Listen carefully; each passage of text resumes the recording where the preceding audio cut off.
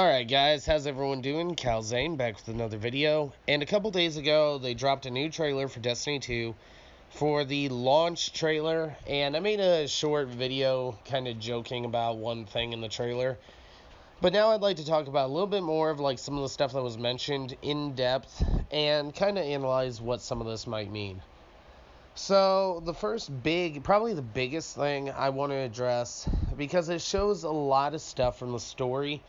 It's definitely a very story-driven trailer, and while that is both a good and bad thing, good because it shows us that Destiny 2 really does seem to have a cohesive story, but bad because it gave us a little bit more information than I particularly wanted this close to launch, especially involving the speaker. And I know that Wicked Joker at Darkside Royalty Lore made a comment about this same fact, so I'll link his video in the description.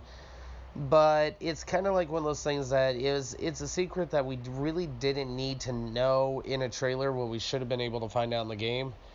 But probably the most important thing that happened in the trailer happened just before this conversation where we seen the speaker. And this was a conversation between the Consul, who is Gaul's war advisor, to my understanding, and Dominus Gaul himself. So the Consul informs Gaul that anyone who fled the city was being hunted down, and anyone who remained was executed. Now, this right there is a powerful statement for what the Cabal really did to the tower, especially the anyone who remained was executed. Now, that right there, just the statement alone, is kind of a powerful message for what the Cabal really did. It's not that they came in and beat us and kicked everyone out of the city. It's, the ones who are leaving the city, who are fleeing the city, are fleeing for their lives and they're being hunted down. Which means if they're caught, they will be killed on the spot. As well as the whole anyone left behind was executed. They didn't even take prisoners. So this is it's a little bit more in depth than just, hey, Gaul kicked our ass and kicked us out of the city and now we gotta go back and reclaim it. It really has that life or death meaning to it. And while this is probably a powerful statement, I think that what would really drive this home is a scene where they show the Cabal actually executing some of the guardians and civilians that remained in the city. And maybe even show a scene where there's some leaving the city and you can see them being hunted and being taken down and dragged back. Something that really drives that emphasis home that this is a story that is meant to motivate us.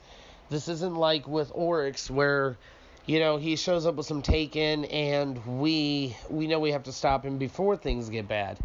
Or with Crota or Axion or even Axis, or Atheon, or Axion, whatever. My bad. I meant Atheon. But, it's one of those things that this is a villain that really has an emotional attachment to it in terms of our motivations to defeat him. And I think that some really well-placed scenes of just how brutal Dominus Gaul really is, how unyielding and how cruel he can be, I think would really drive that factor home. And I also think, and I anticipate, some scenes with maybe even the speaker being tortured. Now, I know that these are a little bit dark and the game did get a T rating, but I think that this is going to be one of those games that slides by with a, kind of a looser definition for what T rated means. Because they even had a part where Cade 6 says that he wants to put a bullet in Gull's head. It's more of that, you really see the severity and almost the real-world ramifications of what an enemy like Gull would be. So I think that in terms of storytelling, this is a massive step forward for Bungie. They're giving us a villain that not only poses an actual threat, but is also a villain that we as the players have an investment in defeating, a reason to fight him. Other than, hey, this is a villain that is the showcase for this box art, so go beat him. This villain really has that attachment behind it that, he killed our people, he took our home, he took our powers. You know, it really drives that emphasis home. And what I'm really hoping to see out of Destiny 2 is this branch to where the story doesn't just mean something to the world around you, to the characters you interact with, but the story actually means something to you as a player, that you personally feel invested in taking this villain down. You know, and I think that from what we've seen, I have high hopes for this. I'm not going to get my expectations up too high, but I really hope that Bungie delivers on this, because I really see this being a shining opportunity, and really basically the last real opportunity to show the world that Destiny can be more than just a loot shooter. It can be a story-driven game. It can be a game that is emotionally invested in. You know, so that's really the most important thing I've seen out of this trailer. Now, there were some other brief things. They show a scene with Ikora shooting a shotgun while she's riding on the Sparrow, and I don't know that a lot of people are speculating that this might be a feature that we get in the game. I would highly, highly doubt that. But at the same time, I think it would be pretty cool if we could fire our weapons while riding the Sparrows. So, kind of take that with a grain of salt. I have my doubts for it, but it's something that could happen. Now, on a separate note, there was an interview done today where it was stated that the hard mode version of the raid would feature locked loadouts, and this has actually since been debunked by Luke Smith himself on Twitter, saying that this was a mistake and they were talking about the Nightfall Strike, not the raid. So the hard mode version of the raid will not feature locked loadouts. So for anyone who was overly concerned about it, I guess you can cross it off your list of concerns. I, however, thought it would have been a really, really good way to challenge the players more in the raid, and I think that maybe by removing that is a little bit of a mistake. But like all Destiny mistakes, it can be ramified, or I can't talk. It can be reconciled later on if it's decided upon on the community that this is, hey, a direction we'd like to see Destiny go. Then there's a chance that Bungie may implement that later on down the road. So, kind of keep your ear to the ground. Let Bungie know what you guys think of the raid, the difficulty, especially the hard mode.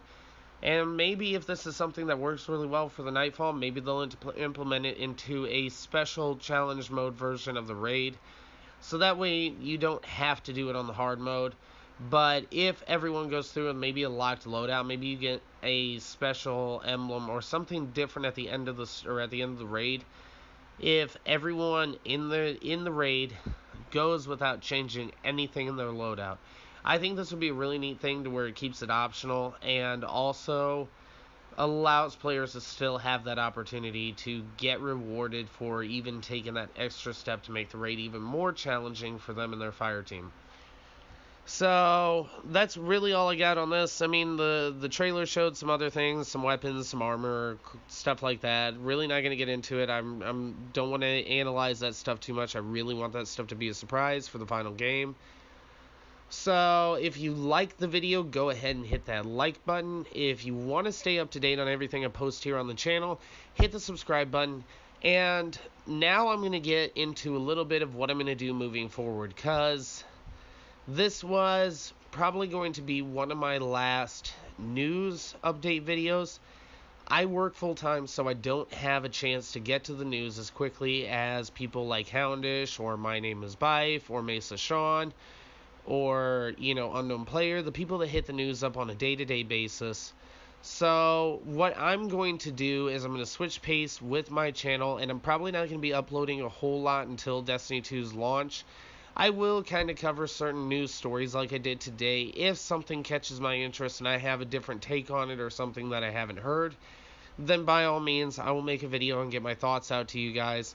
And theories. I still have some theories going into Destiny 2, and I'm actually going to make the Speaker May Still Be a Villain theory video coming up later this week, hopefully. And what I'd like to do is hear from you guys on what you guys would like to see content-wise from my channel, because once Destiny 2 comes out, I think I'm going to go over armor and weapon reviews, and I'm really going to go more in depth with hopefully being able to help people with guides for certain things, for certain activities, or just, little recommendations for PvP or PvE or certain things like that. And I'm going to change it up a little bit, and I'm going to do some uncensored live commentaries, so I will let you guys know when I get to doing those. Hopefully those will be pretty funny. I do let my filter loose a little bit when I go uncensored and basically without I don't really write a script, so I guess pre-scripting, I guess, if you would call it that. So those are going to be major changes I'm going to be doing to the channel, and once I get a working computer, I'm still going to do primarily Destiny content. So anyone out there who really does enjoy and support my Destiny content, I really appreciate it. I know my channel is very small, and I usually average just barely in the double digits on views, but I appreciate every single view I get on my videos. And if you guys really enjoy my Destiny content, I will by all means keep Destiny at the forefront of my gaming content, but as soon as I get a working computer that I can really sit down and do some steady video editing, I'm going to try to get into doing maybe a weekend live stream for PvP, and then I want to start covering different games that I also really enjoy, and I really want to get into maybe doing some theories for a lot of games coming up. Like, I really want to do one for Pokemon Ultra Sun and Ultra Moon. I may not get to it, but if I do, definitely keep an eye out for that if you're interested in that kind of content. I would really like to hit maybe some RPG games, things like that. So thank you all for the support. I really appreciate it. If you really want to help me out, go ahead and share these videos around on social media. Send them to your friends. Get these circulating so hopefully we can get some more views and get people on board with this channel. And if you feel like going the complete extra mile, go down and check out my Patreon account at patreon.com/CalZane. And I'm really not going to do a whole lot of promoting on that. I'm not doing this for money. I'm doing this for you guys. But anything that helps me get closer to being able to afford more games that are on your list, or new equipment, anything like that helps tremendously. So thank you all for your support. And until next time, guys, I'll catch you all later, and I will see you in the next one.